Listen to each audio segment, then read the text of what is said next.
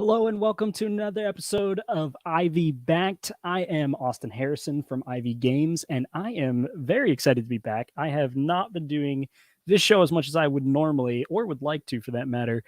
We just finished up the Mythic Mischief campaign, and that ended up obviously taking a ton of time. Gen Con happened, that took a ton of time. Origins is happening, like packing up the truck tomorrow. So it is just a really busy time in the world of board games. And that busyness is mirrored by the fact that there were a ton of awesome launches today. Really, really excited to dive into those. But before we do that, we have to talk about this show. So the point of Ivy Backed is, well, there's a lot of points. I'll go through a couple of them. The number one is to share excitement about the industry. I love talking about the pages that I was going to be looking at by myself. I love talking about them with you. So number one, thanks for being here if you're watching the show. And just love the interaction that I have on the show, and love being able to take time that would normally just be research and have that be a community building thing. Two, we want to create content about a variety of things within board games. We want to have Ivy Games to not just be about our board games, but to be about board games in general.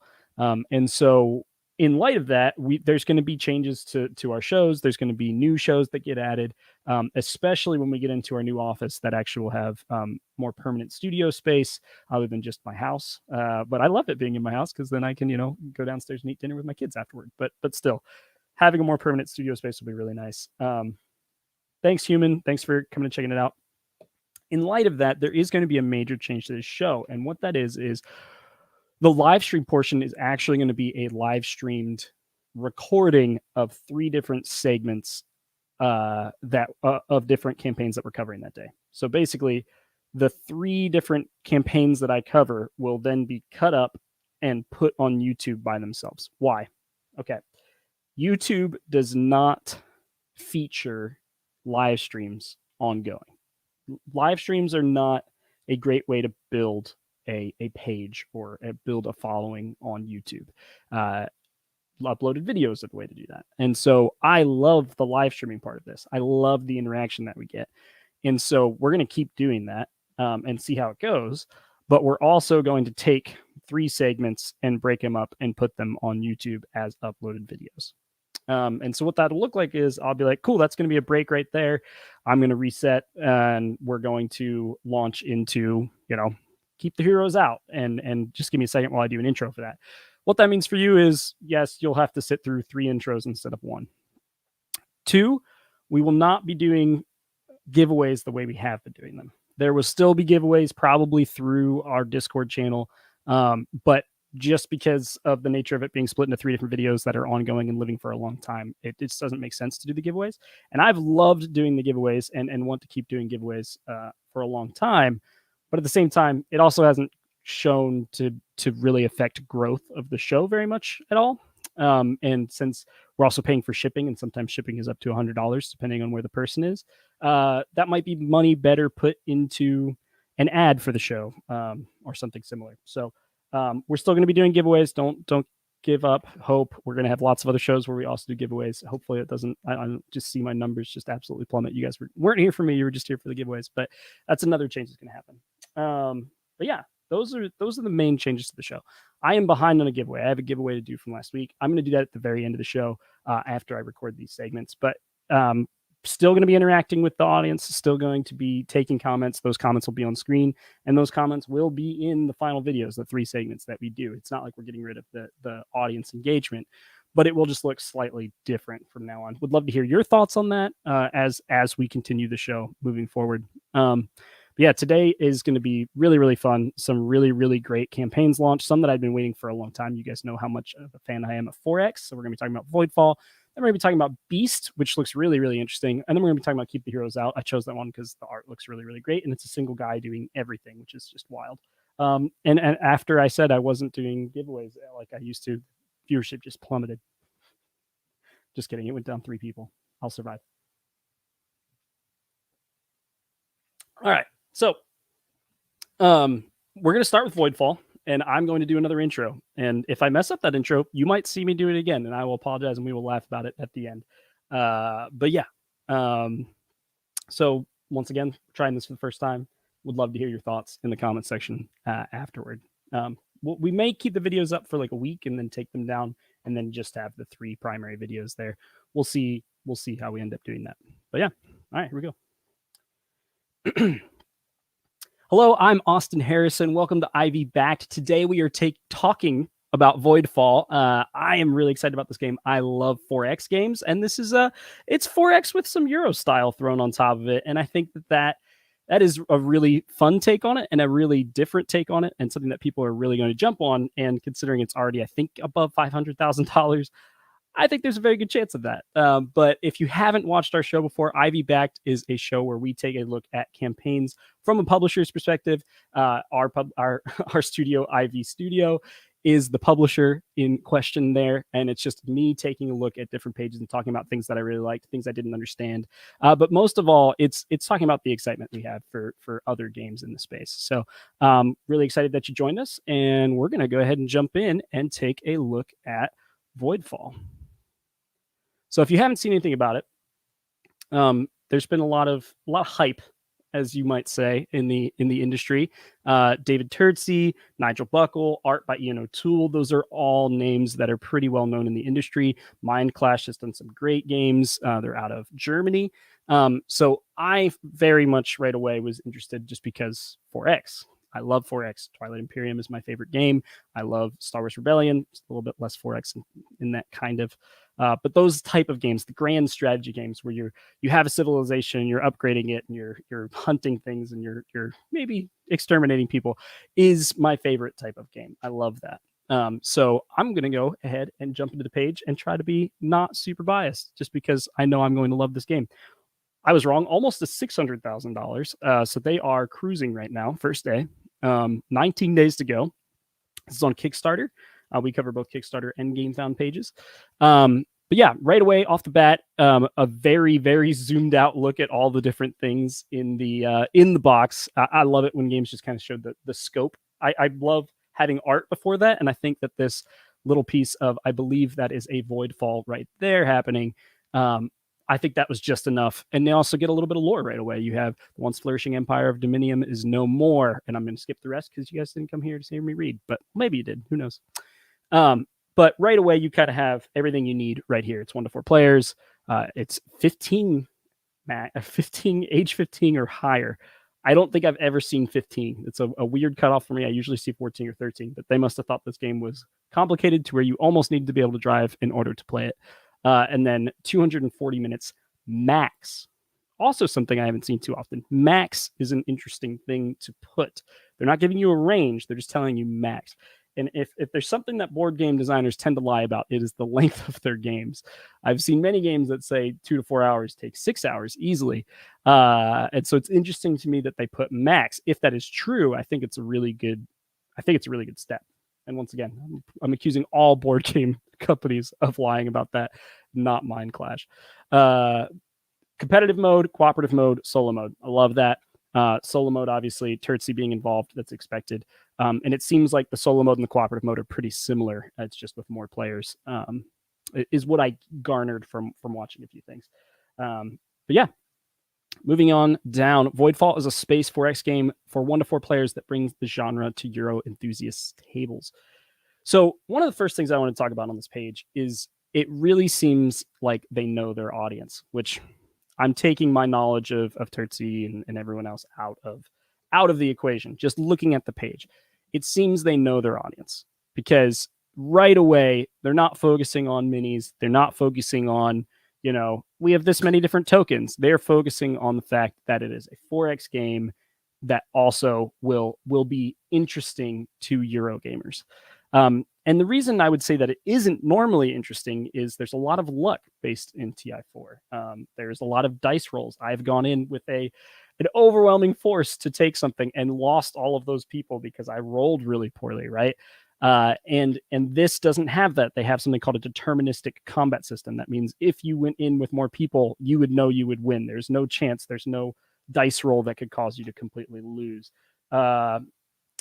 And so it is something that, I find to be interesting. Now, I like having some luck in my 4X games, mostly because there is some luck in just real life, right? Like, there is not a perfect situation where you're going to win no matter what in war. That's just not how war works. But I do like this as a game mechanic, and I'm eager to try it.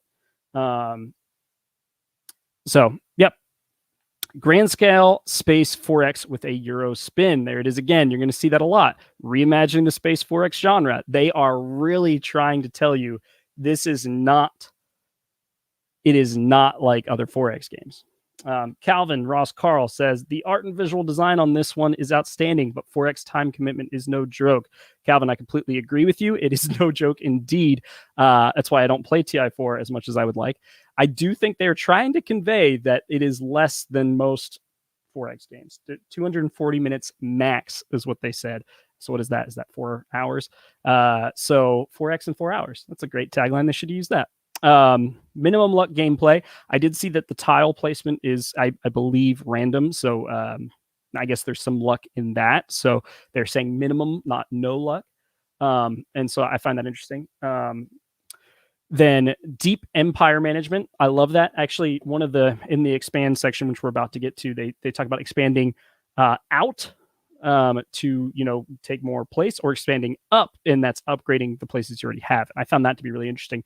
Most 4X games that I've played are just expand out. And so I like that. I like that this big block here section that's really hitting some of their core features, while also showing off some of the components without really explaining them. And we'll get to that. So if you don't know 4X, it's explore, expand, exploit, and exterminate. That's why it's 4X. I was talking to someone, I believe it was Zach or Sam at our company recently, and they're like, why is it not called 4E? Because those do not start with X's. Or why is it not 4EX? And that is all great questions. I do not know. You're going to have to go ask Sid Meier, I suppose. I don't quite know who started the genre. That would be my best guess.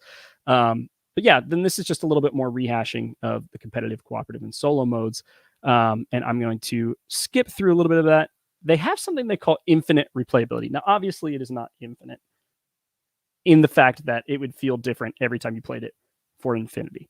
There are just certain numbers where you could say, all right, there's so many different combinations of things here that you will likely never play it the same way.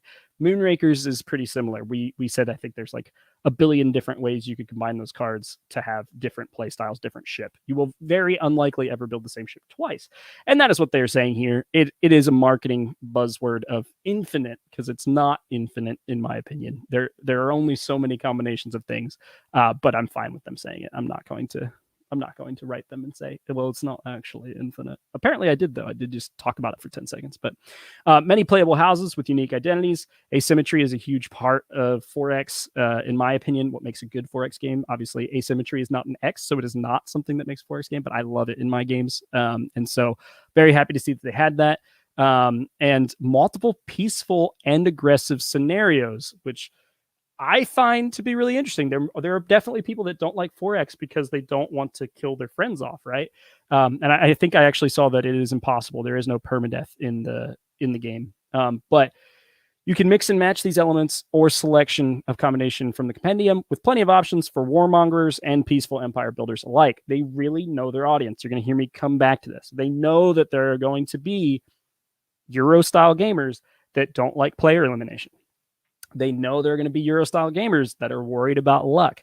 And so they are just sneaking and pinging and putting this in these content blocks to kind of soothe away those fears of, oh, is this only for people that like killing everyone? Is this only for people that like to roll a lot of dice? Like, and there are dice in this game. Like that, we'll see that in a second when we're talking about the resource sections.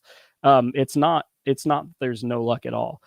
And who knows, the dice might be used as action trackers. Mythic Mischief has dice, and there's no luck in those other than you roll to see who the first player is. So I don't want to judge it too quickly, but there are things in here that a Euro gamer might not like, but they're doing a really good job of communicating these things from the get-go. And so I really, really like that. What's in the box? Nice big imagery of the player boards here. Did I miss it? Nope, it's still down the page.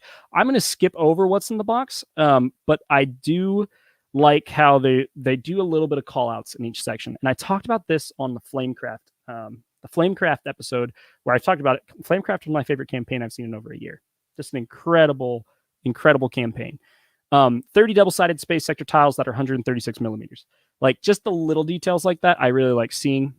Double-sided galactic board or 7 asymmetric house faction cards, things like that. I'm going to skip through just because you don't need to know what all the plastic is or cardboard is. I will say that there are 80 double-layered spaceship fleet tokens. These are tokens. This is the base game. There is a deluxe version that turns these into miniatures. Something to note there, though, that they're all the same color miniatures, and they have things on their base that I think distinguishes which player faction they are for. But it's not like TI4 where you're going to get, 40 blue ships and 40, yellow ships. That doesn't seem to be like that. Aaron says, asymmetry plays into the infinite replayability. Always an interesting gameplay choice. I agree. Having asymmetry really does help that, especially if it's approachable, which everything I've seen here doesn't make me think this is unapproachable, where you have to completely relearn the game. It's just different advantages. So yeah, I like that. Yeah. So moving on down, Galactic Box Components. So this is going to be the upgraded pledge. And it just talks about some of the upgraded components, including a tray system and a bunch, I think 50 different fleet token like holders or fleet mini holders, and then 32 Corvettes, 12 Sentries. I'm not going to read all these, but they're really cool. I really like the ship designs. I think they're unique. They don't look like other. I mean, there's only so many different sci-fi ships you can have, but it's not like immediately like, wow, they ripped that off an X-Wing or a Star Destroyer. So I like that a lot. And another thing is large embossed box with spot UV on the title. Gotta love that. I'm a fan of a pretty box, that is for sure. 4 triple layered player boards. Interesting. In the base box, the player boards must not be triple layered. It doesn't say it is. It just says house sheets, not house boards. And I think that is something that I did not notice on my first look through. So I mean, let's be honest, I was always going to back at the upgraded pledge level. I want the cooler stuff. But now I'm like, oh man, I'm really glad I did that, because I want to talk about, we're skipping through some stretch goals stuff. Dang it, I'm going too far. There's an image that they have where it's got like the 3 layers of the house board. And I'm going to call that out later. Remind me if I pass it. But it definitely is something where the quality level of not having your little tokens like jump around the table or someone spills a drink and you have to move stuff, like just having little recessed places for that really does make a difference in gameplay. And dear goodness, don't let your players have drinks at the table. Then there's also these corruption markers, which are part of the Voidfall. They corrupt the Void.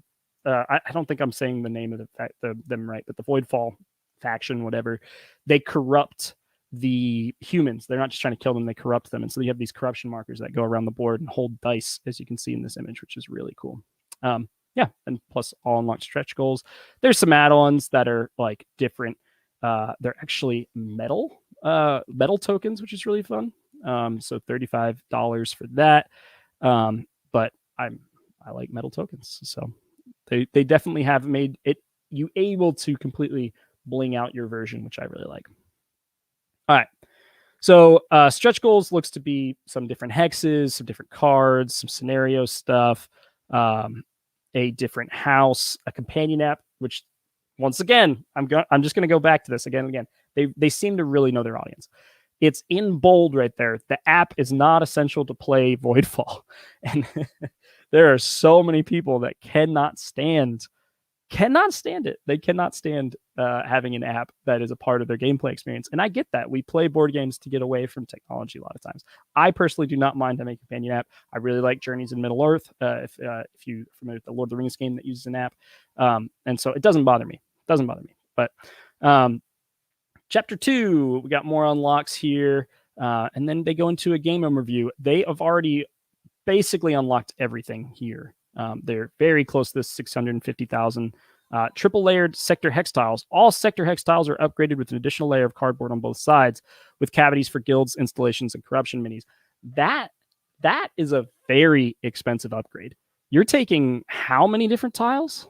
Let's see. 30 sector tiles that are double-sided So then they're putting a piece of cardboard on top and on bottom of that, so that on double-sided it'll work to hold all of those different things. And that is awesome. And so I that is very expensive. That takes something that is a relatively simple component to make and something that is relatively cheap to produce and turns it into just this huge. They're way thicker. It's going to take tons of space in the box, but I think it's a very, very nice upgrade. So definitely something that I'm excited for it to get to 650,000, which it 100% will. Maybe they should have had a little higher. It's really hard to gauge. You just don't know, especially in the current climate. You just don't know where your first day funding is going to get. I think they thought there was a chance they were going to get to 650. That's why it's on the page the first day. A lot of people won't put their stretch goals on the page until after the first 2 days, or maybe the first day, or they'll have a few stretch goals, just because if they have a certain number of ideas, they're not going to put all their ideas on the page and unlock them all the first day, because then they have to come up with a bunch of other stuff to do for the rest of the campaign.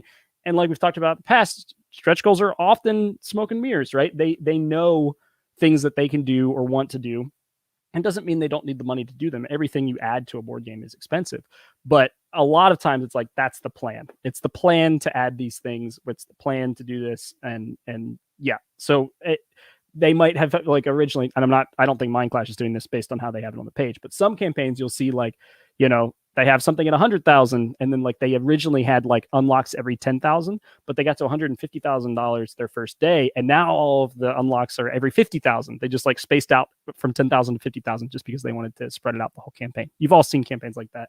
We don't need to talk more about stretch goals. Game overview. Nice GIFs, really nice fluid movement stuff that's kind of just got some pretty highlights and just showing you different things that you can do. Moving on, I'm not going to explain how to play the game, but there are those dice. Look, there's dice right there. It appears you're not rolling them. In that GIF, it is showing it being rotated, not rolled, which I think is probably what they are actually doing, is tracking certain numbers of things. But if they're not being rolled, I'm kind of surprised they don't actually just have numbers on them instead of pips, but just because of readability. But Voidfall offers a deeper and more diverse economy than most other space games.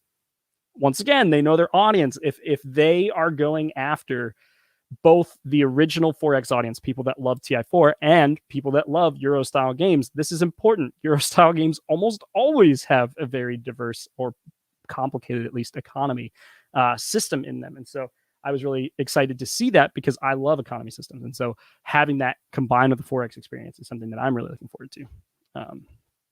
So yeah, this is talking about the corruption and things that can happen. And it appears that you actually are, if you enter spaces that have the corruption, it actually goes to your player board, which seems like a bad thing. But yeah, so the fleet power, once again, not player specific colors. It seems to be all the same color. It depends on gameplay whether I'm really excited about that or not. I believe it is more focused on fighting the Voidfall, or the Void, or whatever they call them in the game, than it is to fight your fellow man. I know that you can fight your fellow man, but maybe that was the decision on not necessarily needing to have colored components. And it's also just, you need a lot more components if they're all going to be the same color. It's a lot more storage in the box. So I understand the reasons for doing them in gray, especially if you can easily mark them in the base of whose is whose. So yeah.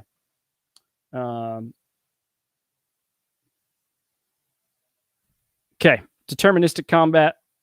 Talked about this a little bit. There is no luck. Due to Voidfall's massive thematic scope and design philosophy, space battles represent long wars where the stronger will always prevail. That basically means you're going to win when you enter space. It doesn't. There's no risk of you suddenly losing by someone playing a card or by a dice roll happening.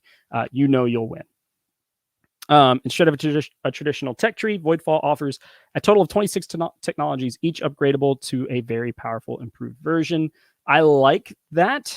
I like the idea that there are only 26 technologies. That seems like an approachable number for me to know all of them after a few plays and have a good idea of what they can do. And especially if those are like upgrades on certain types of ships, like in TI4, you have ships that all have multiple upgrades that you can do. They might go faster, or they might take more damage, etc. So yeah, it seems like a very approachable. I sometimes get overwhelmed by the number of technologies in TI4, and that's coming from someone that plays a lot. So yeah. moving on, I'm going to skip some of this just because we're not teaching you how to play. We're just looking at the videos. But I am very appreciative of the very long how to play section, gameplay section, just because I love a long gameplay section that actually teaches you, gives you the feeling of what it's going to be like to play, rather than like you're not going to learn how to play Voidfall by looking at the section of the page. Voidfall is too big of a game to learn the entire game. It's just trying to convey what playing the game will be like, and I think these GIFs really help with that. And they're very pretty, and they get a nice little shot of you getting your faction here. You play as one of 8 factions. Why pledge now? Always a very important section.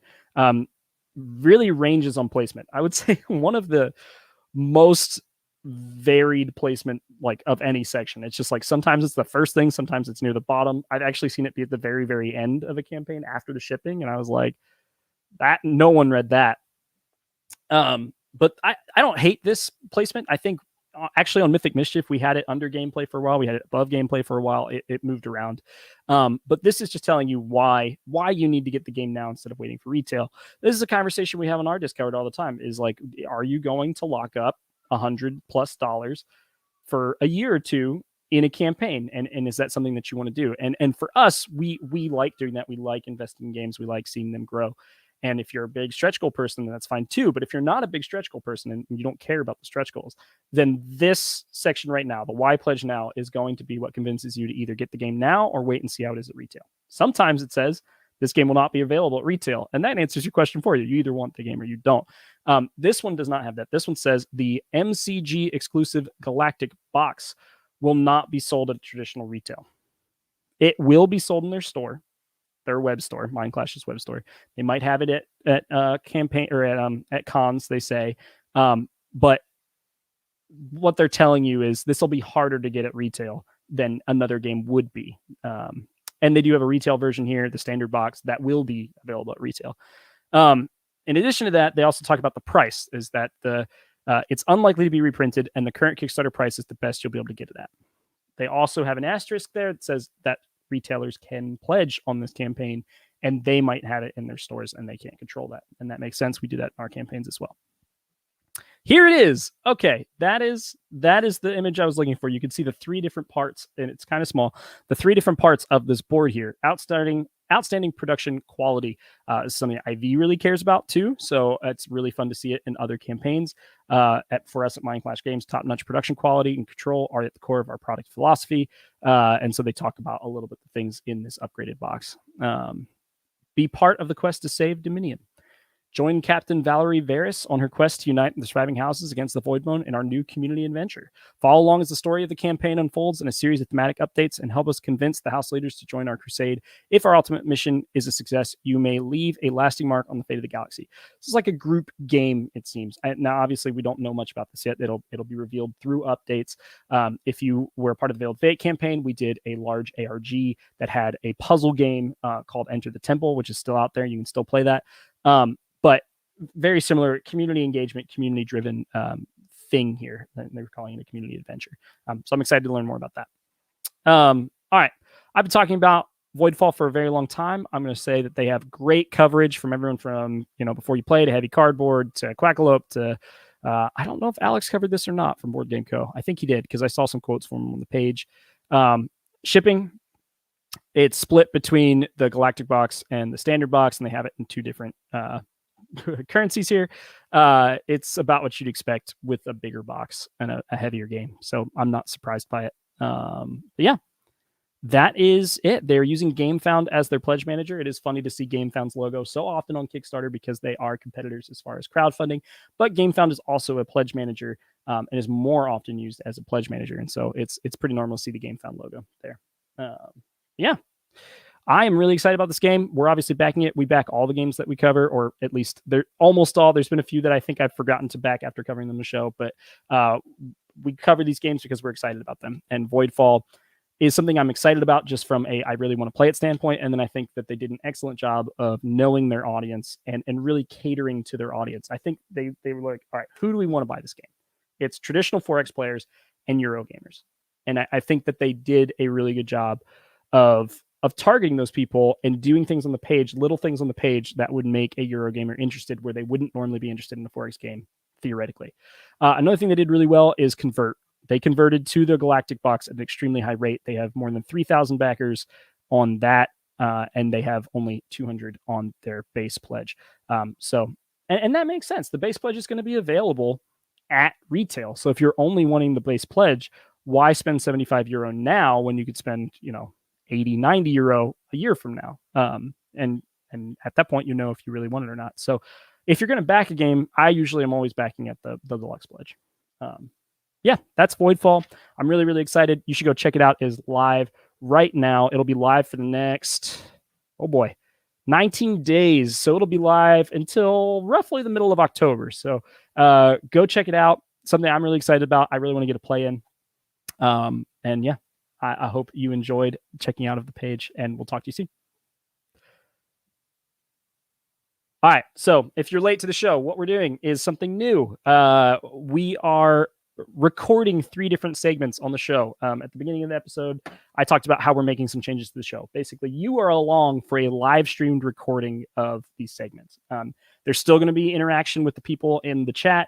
I'm still going to be putting comments on the page and talking to people. But what we're trying to do is make Ivy Backed something that has a little bit longer of a lifespan, because it's just the way we were live streaming, it seemed we had capped our audience, and YouTube really features uploaded videos versus live stream videos. And so we were trying something a little bit different. We're doing a live stream of the recording of it for you, and then we are uploading individual segments to YouTube. We're going to try it. We'll see how it goes. Hopefully that was not too weird for you to see the ending and be like, wait, he only covered one game. All right. Once again, I've used the first half hour of my show on the first game, which is always the game I'm most excited about. Usually, I won't say always, but usually is the game I'm most excited about, so it makes sense. Literally about to pass 600,000. Voidfall looks incredible, guys. I'm really pumped for it. All right. Beast. We're going to be talking about this. Funded in 16 minutes. It's pretty good. I don't like the green banner, but that's pretty good. It's pretty good. 16 minutes is fast. All right. So how this will work is I'm going to reset, and then I'm going to do another introduction for Beast, and you guys are going to laugh to yourselves, and then I'm going to just do it as if it was just a normal show again. Thanks, Matt. Hi, Codifrus. Sorry, I didn't reach out and say hi because of this new method of recording. But Jacob said, if I'm not mistaken, you all had beer at the table for your send-off stream. Beer isn't a drink; it's liquid bread. Very true, Jacob. And Jacob, we have many copies of Mythic Mischief. If we spilled beer on a copy of Mythic Mischief, we'd be like, all right, get another one out. It's a little different when it's a Kickstarter game that's going to cost you $250 to replace. I say that, but we only have see you, Matt. We only have a few copies. I guess we have 7 copies of Mythic Mischief in the office, and then there's about 20 out in the world at different reviewers' houses and things. So some of those refuse to give them back. All right. Hey, Kevin.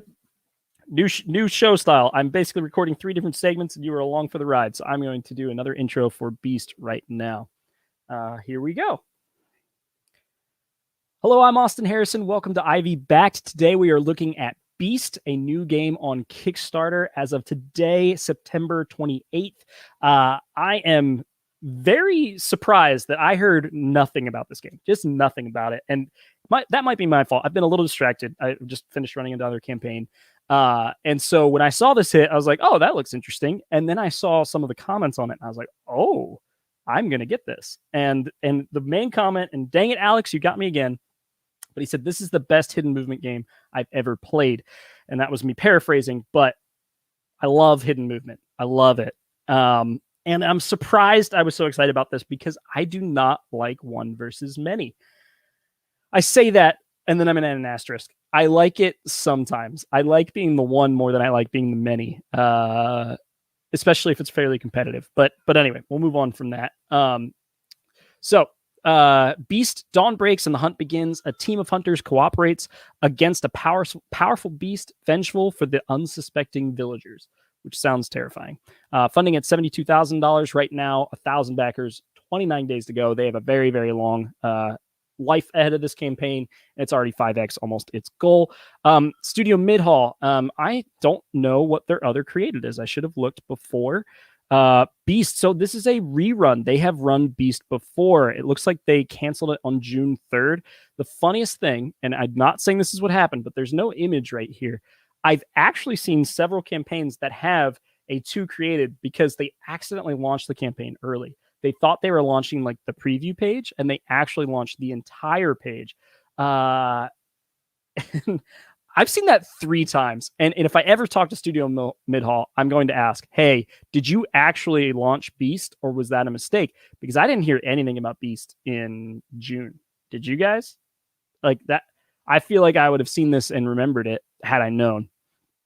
If I had one complaint, Studio Midhall, is it just get out there and back some other games. I'm sure you as individuals have backed many, many games. I would now start backing all of those games through your Kickstarter account for your studio, just because people want to see games that you're interested in. Oh wow, these are good games. I mean, Chai for 2 and Dungeon Alchemist. That's the map making software. So they've backed some other games and some other things through their campaign. I would do more of that. People want to see you contributing to the community. So Kevin brings up a nice point. Yeah, it would have been nice to see that cleaned up. Probably a mistake. I 100% agree. I wish Kickstarter would give you that like benefit of the doubt. It's like, yeah, the campaign was live for 5 minutes. It was obviously just a misclick on a button. Let's go ahead and delete that account. And I actually think I have a friend that has managed to get something deleted. That was just an absolute accident. I'm not sure if that's me just misremembering or not. But anyway, onward to the campaign. Beast got this lovely artwork with this terrifying dragon with hands coming out of its head. Did not realize those looked like hands until right now, but now I am definitely way more freaked out. Interesting artwork, designed by Ellen Midhall, and Asar Peterson. Art by Aaron Midhall. Man, Aaron, I think I'm saying that right. He is he's pulling his weight. 2 to 4 players, 30 minutes per player, 14 plus. Yay, 14 plus. If you've watched the show before, you know that we do 14 plus on our games, and I'm always curious when people don't do 14 plus, unless it's like made for kids. But that's something that I bring up on the show, so I like it when I see 14 plus. Hidden movement, asymmetrical drafting, 1 versus many. This is unexpected for a first-time campaign. Why is it unexpected? 1, it's just not, even in very experienced publishers or even in Mythic Mischief, we should have done this better, where it's got keywords, buzzwords of the type of game it is and why you might like it. It's like, if you like hidden movement, if you like 1 versus many, if you like asymmetric drafting, then this game is for you. And then they have these lovely little art pieces that draw your attention to it. And by lovely, I mean terrifying. That middle one is like a dog that is on fire. It looks pretty scary. So but yeah, I love this. I really like this intro. I think it's more effective than just showing a box with some components. But that is just me. Boxes with components sometimes are very, very successful. And look, there's boxes with components right here. Beast is funded on only 16 minutes. I like this here more than I like it up on the big banner thing. Kickstarter actually has some guidelines about not doing funded in X amount of time. They don't tend to like it. They do not enforce that very strictly with board games for some reason. But yeah. The game itself, that is a large board. That is not a small board. So I think the game is definitely about almost the Rebellion versus Empire in Star Wars Rebellion, where you're trying to find this beast and it's got hidden movement. It's moving around the board, but you don't know where it is. And I like that. Or a better example would probably be Captain Sonar, where you're looking for your opponent and they're moving around the board. And so, yeah, I'm excited to learn more about the game. Welcome to the Northern Expanse. I'm not going to read all this, but basically there is great creatures known as beasts, and they are killing people. And in order to protect them, specialized hunters, you are tracking them and trying to kill them before too many of the humans die. So it seems like the solo person is trying to kill as many townsfolk, and the hunters are trying to kill the beast. I like that asymmetry of goals. That's why Star Wars Rebellion holds such a high place in my collection, is that the game is 2 different games. The Rebellion is trying to get points. The Empire is trying to find the Rebellion, and it plays so dang well. It's so balanced. It's so perfect. And based on reviews I've seen, I feel like this could be similar. So yeah, pumped about that. Hogbad, War Chief of the Great Stampede. Hogbad is a great name. It's definitely someone's nickname. Hidden movement. The beast moves around the map in secret. One versus many. Face off alone as the beast or join a team of hunters. Beast wins when enough of the settlers or nobles are killed. Hunters win when the beast is killed or a set amount of rounds expired. I could have just read this. I didn't have to guess at things. There's a good number of beasts here. Goes through a little bit of the different team people that you might be, a huntress, a scout, and then some of the different creatures here. Big old quote. I like seeing quotes this big. Beast is without question the best hidden movement I've ever played. That is a massive quote. Congratulations, Beast, on getting that quote from Alex at Board Game Co. It's also a clickable link where you can go and watch his preview, I suppose. I have not done that. Sorry, Alex. Gameplay. You can play up to 1 red, up to 1 blue. Every card matters. The hidden movement thing. So I'm guessing the Beast has this deck, and it's 5 different cards, and you can move west, east, south, north, or stay where you're at.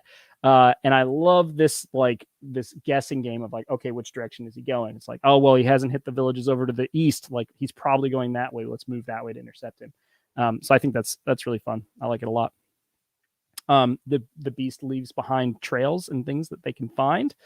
Nice little gameplay, how to play GIF here, and movement and moving around. It's really hard to guess at how you're able to keep the movement hidden. But the fact that Alex says it's good makes me trust it. And so I think it was really smart to have this quote where it is. And it's interesting. Quote placement is, it seems just like, yeah, you could pepper it out through the page because wherever it is, it doesn't matter. It's just someone said something good. But having this particular quote right before gameplay made me trust the gameplay. Does that make sense? Like, normally I'd be like, okay, how's this? I'm skeptical usually going into it. It's like, does this actually work? Is it actually is it really annoying to try to hide the thing and you have to do a bunch of different things with cards? But having that quote from Alex just makes me inherently trust it because I trust Alex. And so that was a really good placement from them, in my opinion. And these gifts are nice. I like these. Upgrades. In order for the beast to win, she needs to grow stronger. Every kill rewards her with grudges, which can be spent to unlock powerful upgrades. Well, that's fun. So as the solo player, you're getting better. Nice Quackalope gif or quote there as well.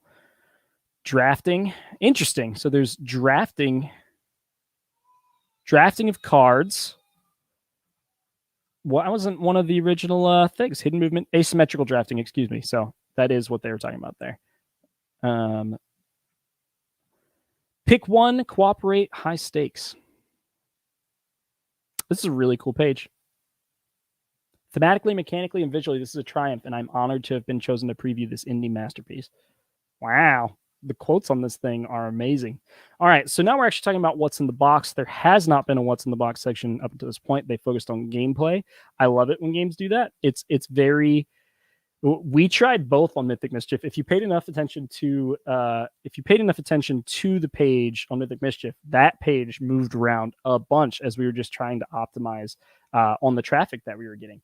And so it's funny that it's just funny that these things are living documents. I look at them usually on launch day. It would be really fun to go back and look at them halfway through the campaign. But this is a really great page. I like the order they've done things so far. Getting to kind of what's in the box of the content, the 6 different beasts that you can play as. There's the creepy hand snake. A very creepy bat lady. Yeah, the art is really unique. I like it a lot. The 6 hunters. I suppose we're about to get into what's in the box. Okay, here we got the map. Ooh, double-sided map featuring the northern exposure to the entrenched lands. Secret, industry secret. The cost usually of doing a double-sided board is almost always just the art. Printing a different print on each side of the board doesn't usually cost anything extra. So it's something to keep in mind that I found interesting. A 2 to 3 player map and a 4 player map. That's the difference. So this is definitely smaller. You can see the water and kind of black takes up a lot of it, whereas this is completely used. That was a good use of that. Otherwise, you'd have just like regions on the board where you couldn't go. They'd be like grayed out or something. I wouldn't like that. Aaron, important. Does the link open a new tab? almost always, if you're clicking on a link, it will open a new tab instead of navigating away from the page. But let's try it. That's a good question. It does open a new tab, which is much better because you do not want people to not come back to the page, which can happen. Even navigating people away from the page at all can be a bad idea, just because you want to keep them there. But yeah, it is a new tab. All right. They've got an art book that we're about to see a little bit about. This is a very long kind of like what's in the box section where it's like kind of telling you what's in the box the whole time, but not ever a, ooh, that's a nice insert though. Would you look at that? I love this. Man, I love this. Showing you how everything goes in the box GIF. That's very nice. Looks like it locks together. This one might actually pass a tornado test. If you don't know what a tornado test is, take one of your board games, shake it above your head upside down, see if everything stays in place. I only have one game in my collection where I know for a fact that it will stay in place because it's Moonrakers, and I've done that many times to prove it. But I could believe, if someone told me that this passed the tornado test, I think I'd believe them. It locks in there really nicely. Yeah, cool. Cool. Stretch goals. So 29,000, 34,000, 40,000. Uh-oh. If you ever see a big white box on a page, it's because you haven't refreshed. So I'm going to go ahead and refresh and make sure that we are getting everything here. I don't want to undersell their page. It's likely that it was a stretch goal that they added that changed. Wow, we are very far away. Here we go. Okay. Painted meeples, 40,000. So we've unlocked that. Gotta love silkscreen meeples. 50,000, 80,000. So most of the stuff, most of these lower level things, it probably was the plan the whole time, if it is in the base game and in the deluxe pledge, to have them the whole time. And they're priced relatively close to the funding goal. And then when you get past that, past the 100K mark, it's a little bit less clear of what was included in what is actually stretch goal. Custom contracts. Use our website to create, play, and share your own custom-made contracts. Set custom win conditions, traits, and setups. Rate others and have them showcased by our team. That is awesome. I love that. Oh, it's such a fun idea. We should totally do something like that for Moonrakers. But that's really, really neat. Just like custom shareable content and almost like print and play content that they can add to their game. That's really neat. Digital minimap. Track your beast position with an optional minimap on a web-based application. I use a web-based application for Rebellion just so I can kind of track where I've been when playing Star Wars Rebellion. So I love that idea too. Yeah, these are really neat and helpful things. And then they've got some social stretch goals here as well. Pledges. We're finally to a core pledge, $59, and then an all-in pledge that comes with, I think, metal coins and some art book. I'm going to make sure it's metal coins. No. Kickstarter exclusive fine art print, core game, and all stretch goals. That's a core pledge. All-in pledge. Metal coins. Ooh, let's find the metal coins. There they are. These are the metal grudges. Okay, cool. Neat. Really, really nice page. It gets a little bit long in some sections before you get to kind of like the pledge levels. It can be, you have some fall off where people don't quite know what they're looking at and they want that. The nice thing about Kickstarter, and this is something I will say in Kickstarter's favor, I really like having all the pledge levels here on the side that I can look at and understand while I'm looking at the rest of the page, unlike GameFound. But that is one of the few things that I prefer on Kickstarter. Yeah, really, really nice campaign page. You can play it on TTS right now, which is always a plus. I always prefer Tabletop Simulator over Tabletopia too, so I'm excited about that. It will stay free even after the campaign. This is also how we do Tabletop Simulator, so I like that. Then they've got a rehash of a lot of their quotes here. They've got a lot of really good quotes. This could be the indie game of the year. I've never played something like this, and believe me, I've tried some games. So this is really neat. Oh, that's interesting. Cool. Core pledge, $18 shipping. That's not bad. UK is less than that. Are these people based in the UK? Where are they?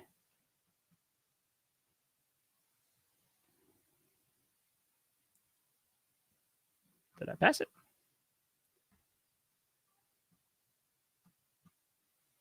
They are, I know, they're in Sweden. Okay. Good to know. Really, really cool campaign.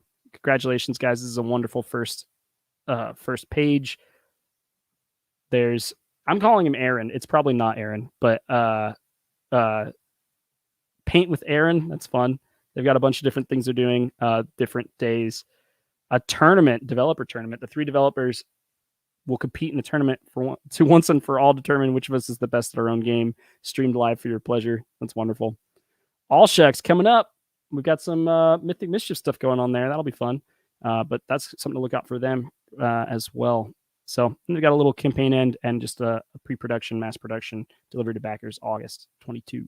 So nice. This is a really nice page. I'm really a fan of it. They did a wonderful job. Backer kit. Gotta love backer kit. Looks like they're also doing some promotion for it. We love the guys over there. So yeah. Really, really cool page. Really, really cool game. Has some really, really cool people saying that they really like it. So really, really, really, really cool. But yeah, thanks for taking a look at the page with me. We're definitely backing this, and I'm eager to try it. I'm thinking I could probably talk some friends on Discord into playing this on TTS. If you guys want to give it a try sometime, definitely join the Discord, and we'll talk to you next week. All right, so that is how that's going to go, basically. We'll do an intro, an outro for each game, and then we'll move on to the next thing.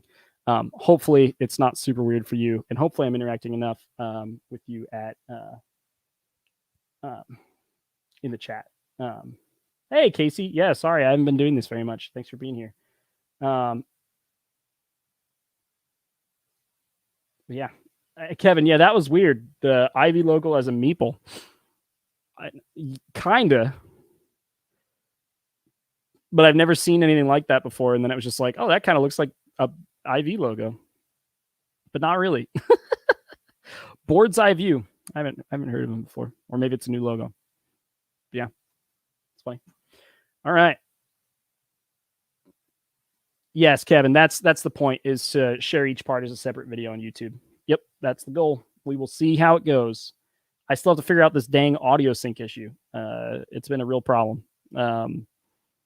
Yeah, we've had some specialists look at it too, so we're gonna have to figure it out in post, but it's kind of annoying to do in post. So but yeah, hopefully it's not too bad on your guys' end. All right, so I'm gonna move on to Keep the Heroes Out, and then we will move on to just an outro, and we'll do a giveaway, because I haven't done one of those in a long time, and I owe you at least one. And then yeah, we'll end the show. Thank you guys for being here. 52 minutes. Dang it, I'm taking too long. Oh, guys, I'm so bad at time management when I'm streaming. Streamed for 11 hours like a month ago. It's terrible. All right. Keep the Heroes Out. And that is all this one guy, Louis Bruch. That's what I'm going to say his name. We'll see how it goes. Canada. All right. Intro time.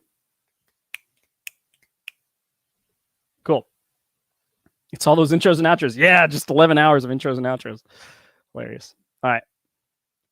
Hello, I'm Austin Harrison with Ivy Studio, and today we are taking a look at Keep the Heroes Out. And on this show, we are, of course, looking at different campaigns from a publisher perspective. This is Ivy backed. Thank you for joining us. I'm really excited about this one. I had no idea it was launching. I had seen maybe 1 or 2 ads. But the art style is really fun. It's got these great screen printed little meeples, and it just has a lot of appeal. So I'm pumped to dive in and look at this one with you guys today. This is its first day. It's already at 80K. I think it has a very good shot of breaking 100K. I don't know. I felt like a few different things when I looked at it the first time. I was like, oh, that mouse kind of reminds me of some Root like art. And then the Keep the Heroes Out game reminded me of my friend's D&D game, where it was like 3 like different characters working for a dragon fighting heroes that came to attack the dragon. And so it was just, I had a couple of different like feelings when I saw it, but I am excited to take a look at the page as it is, I believe, a first-time creator. So Louis Brech here, that's what I'm saying his name. It's probably not right. 3 created, so I'm wrong. It's not first game. Night Parade and Voknut, which also look fun. 1,200 backers and 400 backers. So, yeah, looks really cool. He had screen printed minis or meeples, excuse me, on that Night Parade game as well. When did this happen? I'm curious about this one now. So delivery was this year. So this must have just been last year that they ran this. Halifax, Canada. Cool. All right, back to Keep the Heroes Out. Right away, they have this big early bird thing, 72 hours. 72 hours is a good amount of time. It's definitely the longest I would do an early bird. Get the Great Dreamer expansion for free. That is a huge giveaway. I don't remember how expensive that is, but we'll talk about that later on. And it is also a Kickstarter exclusive, so you can only get this Great Dreamer expansion on the campaign. So always good to do something like that. It is something that will anger people in retail. And then also early bird. So like if you're a young creator or you don't have that many games in your belt, or you're trying to really make a big impression with this one, getting a lot of funding early is going to help with that. And an early bird bonus that is big helps you get a lot of people early. The thing that can happen on the flip side of that, obviously, is that if you have too big of something that you give away in the first 72 hours, then someone at 73 hours might be like, oh, well, I missed out. I'm not going to do that. And of course, he's going to take that off the page. It's not going to be the most like, featured thing. And so the person at 73 hours might not know or might not care. But there definitely will be some people that are like, oh, I missed that early bird. I'm not going to bag the campaign. I'll give it retail. I'll wait. And that happens. Now, the fact that it's a Kickstarter exclusive might help with that, because those people are like, oh, well, I missed it, but I can't even get it later. I can't get it at retail because that's something that's only part of this campaign. So I might as well still back it. So that might help balance that out. Yeah. The art is something that I think is really fun. I love the dragon especially, but the silk-screened meeples there are always fun. The custom meeples, I think it's a really cool thing that appeals to a lot of gamers. So Richard Ham, obviously Rahdo, right away, one of the most charming games I've played in years. The deck building is great. The cooperation is great. The asymmetry in between players is great. Super impressive. I'm over the moon, folks.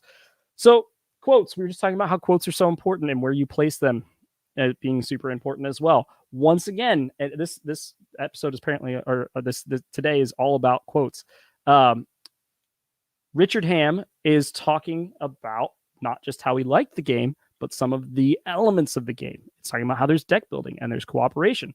So those things are really, really great to have early in the page, because it tells me what type of game it is, where I don't see anything right at the top of, is this deck building? And did I miss something here? Heroes are better served roasted in this cooperative dungeon defense game. So from here, I only have that it's cooperative dungeon defense. Now I know that there is deck building. I think that's a great quote to have there. As far as things I was referencing earlier today, on a different episode, you can watch us talking about Beast. Beast had some really good quote placement if you want to go check that out. But okay, love this picture. The mouse looks so grumpy and the dragon looks so self-satisfied, but it's funny. I like it. Learn in 5 minutes, always something good if you have a game that is easy to learn to feature that. But I think that they did a good job of that. A modular board. I love modular boards. I love something that feels very different every time I play it. And so they've featured these things nice at the beginning. It is a little bit, I don't quite know where to look right away when I get to this section, right? I'm not sure about, should I look at the Adventurers Beware? Or should I look at the modular board or the dungeon monsters? And I don't hate it. It's definitely not a really bad example of that, but I'd love to have something be a little bit more like the headline and then some content underneath that. Adventurers Beware, keep the heroes out in an asymmetric cooperative dungeon defense game for 1 to 4 players, where you play as the monsters protecting their hard-earned treasures against invading hordes of heroes trying to steal it. My friend has to back this game because his D&D campaign really started very similarly to this, which is lovely. Yeah, modular board, dungeon monsters. Every player picks one of the available monster clans, get their special ability card in an asymmetric 10-card monster deck, and as many meeples as their clan will have. So each clan has different amounts of meeples. Obviously, the rats being smaller, I think, have the most. But you have the skeletons, the red dragon, the imps, and the ratkin. Oh, so the dragon is a playable faction. I thought it was the boss. This is so great. You can use its dragon breath to defeat adjacent enemies. This huge beast can take 5 hit points before getting removed from the board. But if you're the dragon, what happens when you get removed from the board? You only have one character. Ratkin can grow their numbers really fast, spreading around the dungeon quickly to defend their treasures. This is fun. I love this. I love that it's so asymmetrical to the point where even very varied like player amounts. Like if I'm the Ratkin and you're the dragon, you're moving one guy and I'm moving 9. That's really fun. I like that a lot.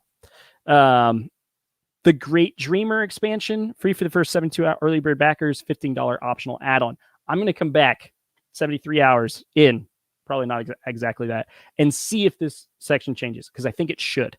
I think this should be just the Great Dreamer expansion, $15 optional add-on, 73 hours into the campaign, just because instead of being a positive at 73 hours, it is now a negative. But this is another playable. I think this is another playable faction. Can never be killed. When attacked, lie down its meatball on the board, take a nap. While asleep, Cthulhu won't be able to move or attack, but you gain the ability to mind control any heroes on the dungeon to move or attack each other. Interesting. I don't quite know if it's a playable faction or if it's just like it's probably not a playable faction and is instead just something that happens to the players. Well, I don't know. Maybe we'll learn later. Maybe there'll be another section on this. I would like to know a little bit more about that. On just like, is it a faction? Is it like an expansion that just changes gameplay? Deck building. Every turn, discard your cards one at a time to perform the actions on them. Move, attack, activate, defend, summon. The order of the icons in a card is not mandatory, and you may split one card's action in between multiple monsters of yours in play. At the end of your turn, refill your hand back up to 5 cards. So pretty expected deck building. I think the focus of this game is definitely not the deck building, is the tower defense, which we are getting to right here. After a player finishes their turn, based on the scenario and the difficulty chosen, flip a number of cards from the heroes deck and resolve them, summoning heroes in the dungeon rooms. This is fun. So there's a bunch of different classes that do different things. They can set free prisoners, destroy resources, disarm traps, and attack different people, winning the game. Your goal as a team is to survive going through the guild deck 3 times, protecting the treasures on each room. If the main treasure is taken, the game ends in defeat. But if you manage to protect your treasures for long enough, you all win. So it's definitely fully cooperative. You're just trying to stop them from getting all of your treasure. I love games with difficulty levels. This is something that we've been talking about a lot at our studio, just because we just had Mythic Mischief solo mode. And it's, if you can easily and without explaining or over explaining or learning new rules affect the difficulty of the game, it's so nice having that, because if it's your first game, you're going to play it easy or medium, right? But if it's your 20th game and you've been winning every game, you're going to try that hard one, because it's like, well, are we good enough to overcome? Are we good enough to beat the game on the hardest level? And so I think that's something that adds a lot of replayability to a game. Especially if you have a less serious play group, you're not going to want to start a game that's really difficult. But with that easy mode, it's like, hey, we can just learn the game together right now, and then in the future, it'll be a lot harder. So I like that. I like that a lot. They've got some multilingual support. Cards have no text at all, which is great. The rule book will be able to come in a bunch of different languages, it looks like. All right, what's in the box? I'd love to see a bigger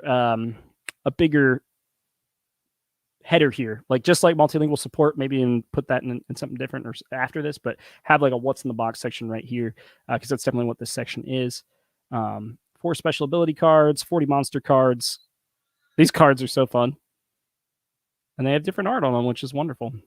20 craft cards. You got some fun things. I think we got a Mimic and a Beholder and an Eagle Griffin. Yeah, it's fun stuff.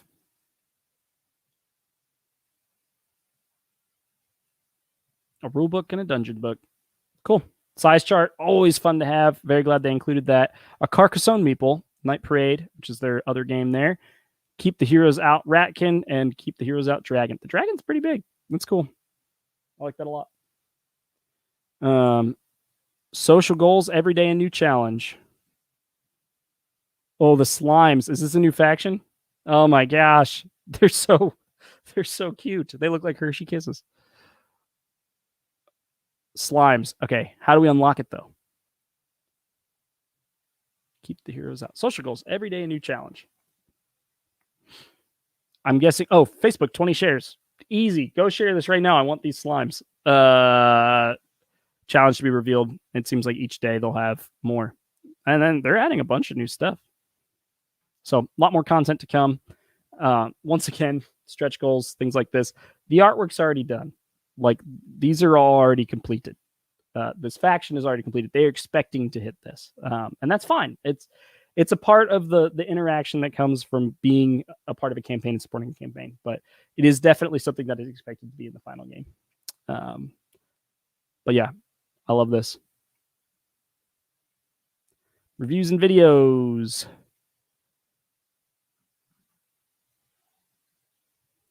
Not too many names I know, but they are a Canadian company, and so I just don't follow these people. Keep the Heroes Out. Better Half reviews I've heard of. Rahdo obviously is a big one. Board Down Under. Yeah, Rahdo seems to be their biggest one. If you're going to choose one to go with, Rahdo's a great one. Yeah, really, really cool. Some of the product photography is really, really great. Pledge levels. All right. Monster Party is just 4 editions of it. Retailer bundle. So I generally recommend not putting your retailer bundle prices on the page, just because for someone uninitiated into the industry or just into how retail contracts and pricing works, like, oh my gosh, they're getting like 40% off the cost of the game or 30% off the cost of the game. That's insane. Like, why don't we get cheaper things like that if it's so cheap to make? And in reality, like, most like games you're looking at on your Target shelf is a 60% discounted game, right? Like, it is very discounted and very hard to get into retail. And the way they do that is they buy a ton of them. And so generally, I would recommend just to have that be like, hey, retailers, contact us here. We'll talk about what we do. But if you're wanting to sell this to a ton of retailers and having the information on the page, you'll definitely convert more than if you make it a little bit of a hoops that you have to jump through. But it's near the end of the page. It doesn't bother me too much. Okay, here's the Dreamer expansion. Free for the first 72-hour early bird backers. 1 painted meeple, 20 cards. The Great Dreamer expansion is Kickstarter exclusive. I still don't know whether it's a faction. It has cards, but not 10. There's 7 of them. And there's supposed to be 10, I think, in the other factions. It has a meeple. Oh, it says 20 plus cards. I just don't know. I don't know. Guildmaster's Revenge expansion. Oh, I haven't even seen anything about this. Okay, it is in these pledge levels here. One player becomes the Guildmaster and plays against the monsters. All right, so it goes from a cooperative game to a 1 versus many games. Which compatible with all scenarios. Wow, this should be way higher on the page. This should be like a whole different game mode section, way above all of this stuff, because I think it's really a value add. It's an expensive add-on, but it is definitely something that could sell on just, completely making it a totally different experience. That's fun. I want to see that higher for sure. This skeleton is dabbing, I'm pretty sure. Shipping costs. I guess he's really excited about that. Basically what you'd expect. It's all 1 level. I'm going to see if they touch on that. So give me a second while I read this. Rough estimates for shipping of the game. Please keep in mind that these are just estimates. Costs may rise based on the weight increase from unlocked goals. All prices are listed in US dollar. Yeah, I don't see anything about that either. It says rewards for EU, Canada, Australia, Brazil, and US will ship from within those regions. No extra customs charges, but that can be different from that. Yeah. USA 17, Canada 22. Canadian shipping's gotten a lot more expensive lately. It used to be almost always like within $1 or the same as USA. But it definitely has gotten more expensive for some reason. But it's what I'd expect. And I mean, this is also how we price our shipping. A lot of people want to see like shipping plus, like, if you get the other expansions, what's the level on that shipping? But we price our expansions to account for their own shipping cost. You're already getting a base game, so we know roughly what the added cost will be to add those, and we factor that into our expansions and our add-ons on almost everything. So this is how I prefer it. It's just way less messy. But yeah, not a bad shipping section, other than that not being specifically called out, which I think it should be. Just want to make sure I'm not wrong about that. Cool. Lewis, really, really cool looking game. Really lovely art. Oh, hey. There's another face I know, and I'm just like completely blanking out. It's Leisure Games. Yeah. I I definitely need to check that out. It looks like he's covered a bunch of different Kickstarters in a group, and this is one of the ones covered. So Legion Games, there's it is right there on the page. We sent him a Mythic Mischief game, and he did great with it. So awesome. Thanks so much for checking out the page with us.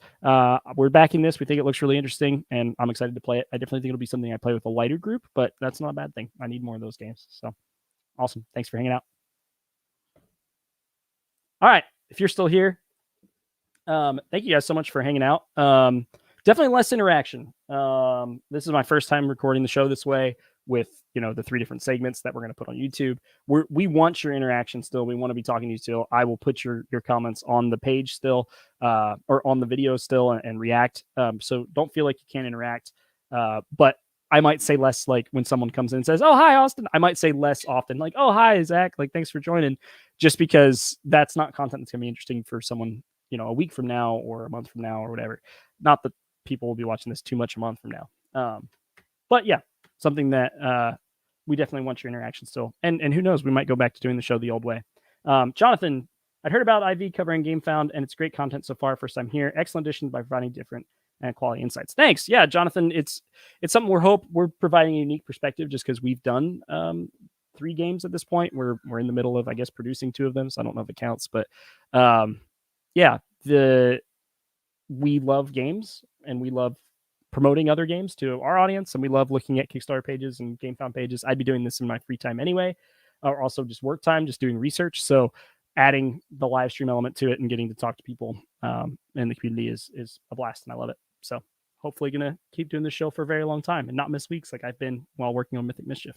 Speaking of, I was supposed to launch a pledge manager for that today, and GameFound doesn't unlock the shipping element of your page until your campaign is done, which our campaign was done on Friday. And Katie has been on vacation all week. So I was trying to figure it out today. I thought I could figure it out and get it launched in time. I did not.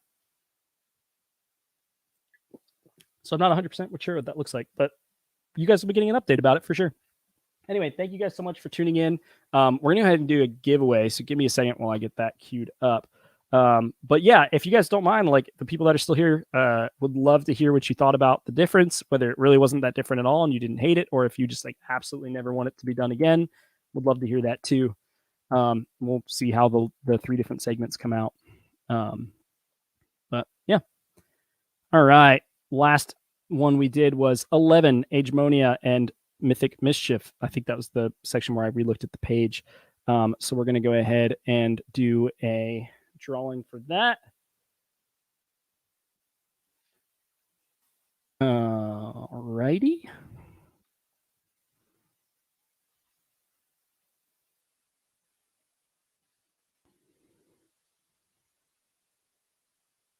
Aaron says, I think we all need to settle into the slightly changed format. Kevin says, depends on what you want your focus. Jeremy, what is up, dude? Very good to see your name in here. If you're going to focus on live content, then I say the new format kind of hurts it a little. Kevin, thanks for the input. Would love to talk about that with you more. Andy Sumter, not a big football fan, but made up my football player named Bob Vencelesco. I can't even say it, Bob. Or not Bob, Andy. But thank you so much for watching our last episode of Ivy Backed. I believe the prize was either a Mythic or a Moonrakers Kickstarter exclusive edition or a Mythic Mischief hoodie. So if you can reach out to me on Discord, you'll be able to find me pretty easily on our Discord. The link's in the bios of all of our videos, and I'm just Austin on Discord. Or you can reach out to us on social media somewhere else. Jeremy says, what are you doing with your content? Jeremy, we're trying something new, and I don't know if we're going to stick with it. Basically, I've done this live show for a good amount of time, and it's very hard to get live content featured by YouTube. And so we're trying this thing where we still live stream it, but I also break up the live stream into 3 different segments, which means I do an intro 3 times, which isn't ideal for a live stream. But I also don't want this to stop being a live stream. I don't want it to be something I just record in my house by myself. I like the interaction, and I like talking to people. So trying to decide just between doing that as a live stream or doing it as a pure, recorded thing that we upload. And so I try to hybrid today, and we'll see what people think. Age of Adam says the new format makes sense, but it does feel a little bit like interrupting to write a comment for some reason. Totally. Mark Dale, intros and outros are weird, but we will learn to live with it. We will see. We will see. Bonus. which, this will not be in something else. We are also backing Drop Drive. Hartford, Connecticut. Jason's created a few other games. I think he created another like drop play game, which I wanted to look at. Yeah, Dungeon Drop, which I remember this one. It did really well. But back to Drop Drive. It just looks fun. It looks like a good time. You have this like area that you're allowed to be in, and then you're I don't know if you've played a drop game before, but you're basically, it's a little bit of dexterity, but yeah. Jeremy says, I have an idea that's working for us. It's really interesting how it grew organically. Would love to hear more about that, Jeremy. Kevin, don't know if you need outros for each video necessarily. I've seen a bunch of channels that do well with slicing up live content. Yeah, or I could record them afterward and just cut it in, Kevin. So maybe that's the option. Oh, yeah, that's literally the next thing you said. Hey, and that's also what Aaron said. Hilarious. Jeremy, Dungeon Drop seems like such a silly, fun game. I'm digging it. I agree. And Age of we all had the same idea at the same time, as doing the intros and outros separately and then just jumping in. I don't have like a second camera setup, so it would be a hard cut. And I'm fine with that, I guess. But yeah, just a new thing we're trying to figure out how to best grow the channel, because like I said at the beginning, and you may not have been here for that, is the goal is to make it something that IV Games is not just a game company, but we're also doing content from a publisher's perspective and doing things that are interesting and supporting other publishers. I'd love to do shows with other publishers and like we do with IV Games Weekly, have them on the show and talk about their games. So that's the goal. What about a sweet animated intro? Age of Adam, I definitely know some people, but it also is very, it's very, very time intensive. Could you do separate pre-recorded intro that gets edited into each video? Good idea. Aaron, maybe easier in the new studio. Definitely will be. Yep. Yeah, totally think that dedicated videos will help the channel from Kevin. Agreed. Oh, that's interesting. Jeremy says, have you tried recording content and then watching it with your audience, interacting while watching? But then I have to watch myself, Jeremy, and that sounds terrible. I might hate that. No, but I do like the idea. That's a really good idea. Anyway, Drop Drive. It just seems like a really fun game. I do not, and if you watched our end live stream of the last day of Mythic Mischief, you know that I do not like dexterity games. I wouldn't like designing a dexterity game. But it seems fun. And I'm not even sure how much dexterity there is in this. I have not played it, but I saw it and thought it looked really interesting. I need to watch like a gameplay video. Oh no, I've been streaming for 1 hour and 20 minutes. Dang it. Not again. It is drop. Yep. That's what I thought. So you get to drop your thing and you can navigate along that. That's really fun. That is really cool. That'll be fun. I'm excited to play this.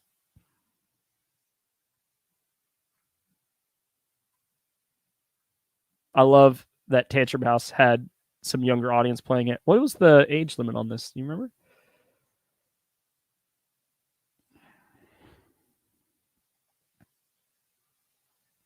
+8 makes sense. I believe it for this one. Jeremy, I will check out Moku Tower.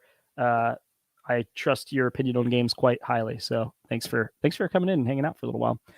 That's the end of the show, though. We've covered Voidfall, Beast, and Keep the Heroes Out, and a little bit of Drop Drive, which is mostly just checking it out for a quick second. I didn't cover the page, but thank you guys so much for watching the show today.